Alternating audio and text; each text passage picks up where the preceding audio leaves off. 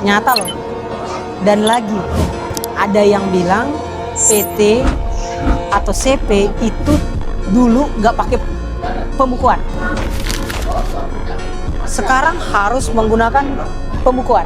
Padahal secara kenyataan, mulai dari dulu CP dan PT itu sudah menggunakan pembukuan. Walaupun dia pajaknya final, sama dengan konstruksi, itu pajaknya final. Tapi tetap harus menggunakan pembukuan. Dimana kalau kita memberikan jasa atau menerima jasa dari orang, kita harus potong pajaknya. Karena kewajiban PT dan CP itu sama. Gitu. Jadi tidak ada yang mengubah peraturan ini. Tidak ada yang dikenakan pajak yang lebih susah. Atau dibilang langsung kena 11% atau langsung kali 22%. Tidak ada sama sekali. Yang sebenarnya adalah sekarang yang benar-benar UMKM. Oke, ya caranya gimana? Disinilah tax planning kalian butuhin.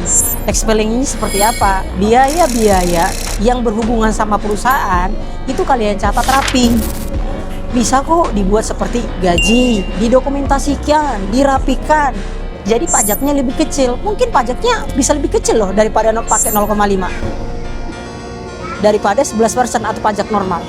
Bisa lebih kecil daripada yang 0,5. Dengan bagaimana caranya? Kalian benar-benar menggunakan biaya itu untuk keperluan perusahaan kalian, untuk ekspansi bisnis kalian. Itu nggak ada masalah. Selagi kalian benar-benar menggunakannya dengan benar, kalian nggak usah takut. Disinilah tugas konsultan. Disinilah tugas finance, tugas accounting, tugas staf pajaknya untuk merapikan dokumen yang berhubungan dengan bisnisnya. Jangan malah termakan hoaks bahwa perusahaan sekarang harus pembukuan. Mulai dari dulu kok menggunakan pembukuan. Sekarang kena 11%. Enggak. Mulai dari itu bisa dipakai tax planning. Ngapain pakai 0,5 kalau kita rugi? Ngapain? Gitu ya. Perusahaan yang kena 11% itu adalah perusahaan yang untung, bukan yang rugi. Jika sudah ada kerugian dari tahun sebelumnya, nggak ada kena pajak, bahkan nol. Daripada bayar 0,5 dari omset, 20 juta sekian, lebih baik kita gunakan untuk ekspansi bisnis.